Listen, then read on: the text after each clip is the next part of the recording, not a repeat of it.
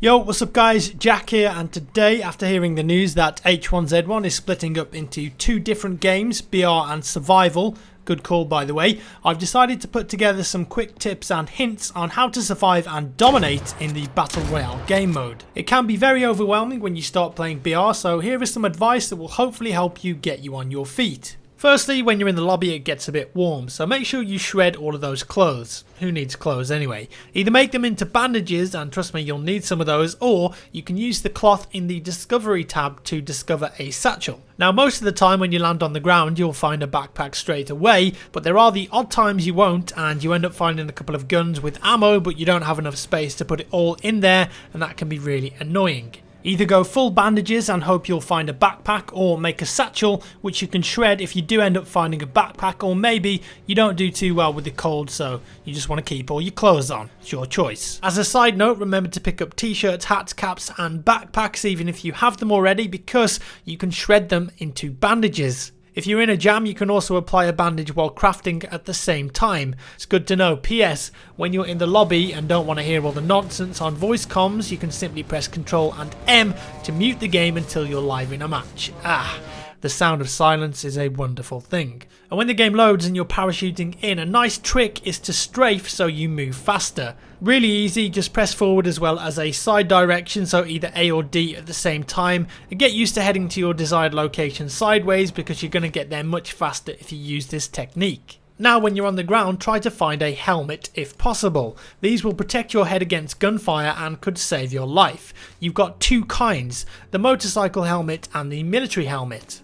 The motorcycle helmet will in fact cover your entire head if you get hit with a bullet, and it's going to destroy the helmet. If you're hit in the head with an AR-15 whilst wearing this helmet, you're going to lose around 45% health. The military helmet, however, will only protect the top and sides where the helmet sits, so if you get shot straight in the face it won't cover you at all and you will die. However, when shot in the head with an AR-15 wearing the military helmet, you're only going to lose around 5% health. It's an interesting trade-off for sure, but I think for most combat scenarios I would take the motorcycle helmet and deal with the extra health loss to avoid the one bang headshot. Another note about clothing, and more specifically your shoes. Boots can be removed and as such you'll make less noise when you run around, but you also move a tiny bit slower. You're going to see a lot of players taking their shoes off straight away in a BR lobby, but personally I keep mine on so I can run faster to begin with and take them off when I know I'm in a close situation and need to be more quiet, like when I'm fighting someone in a house. When you're out and about in the wilderness though, you might find sneakers, and they're even better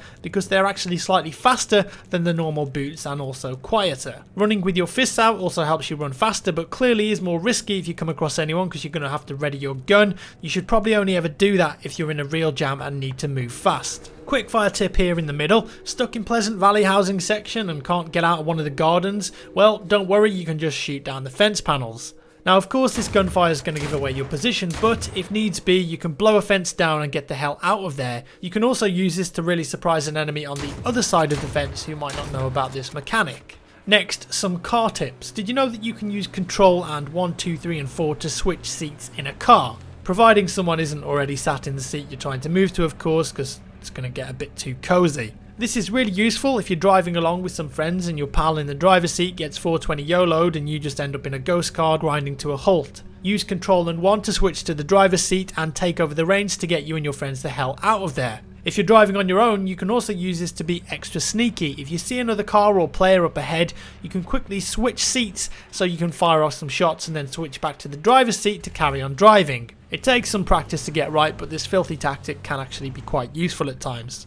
And whilst we're on the topic of switching seats, remember that you get out of a car on the side that you're sat on. So if you're in a driver's seat, you'll get out on that side of the car, and the same for the passenger side. If you want to get out on the other side of the car, because maybe you're getting shot from the other side, switch seats first to the other side and you're going to have cover, and that's going to be more advantageous for you. In BR you're going to see lots of players using cards to YOLO towards other players. They drive really fast towards them before hopping out and trying to take the other player by surprise. This tactic actually works really well because even though they know you're coming, they can't 100% tell whereabouts you're going to jump out, and you sometimes take a short amount of time to appear, so that's going to give you the jump on them. Also, if you find a car and need to park up to check some buildings for loot, make sure you remove the spark plugs before you leave and stash them in your inventory. That way if someone gets into your car whilst you're looting, they won't be able to steal it. Cheeky. And what's really useful to know is that if you kill another player while they're inside a car and the car doesn't get destroyed, head over there and check the car's inventory. All their gear isn't just destroyed, and instead it'll be in the car's storage waiting for you to gobble up. And lastly for today, remember gas isn't always your enemy. When the first few gas waves come, they're reasonably weak. As time goes on, however, it gets more powerful and more potent. But did you know that there's a valid tactic known as living the gas life? I believe it was Stoddy that coined that one, where you purposefully stay right on the edge of the gas and run along with it. Putting the red hit marker on your butt will make sure that you're running towards the center of the safe zone. Also, if you've got med kits, make sure you use them to keep your health ticking over while you run through the gas. Living the gas life gives you a bit of comfort knowing that there's less likely to be players behind you. And that's all for today, guys. Let me know down in the comments below if you feel like I missed any quick tips or hints. As always, thank you very much for watching, guys. Give me a thumbs up if you enjoyed the video, a thumbs down if you didn't, and I'll see you in the next one.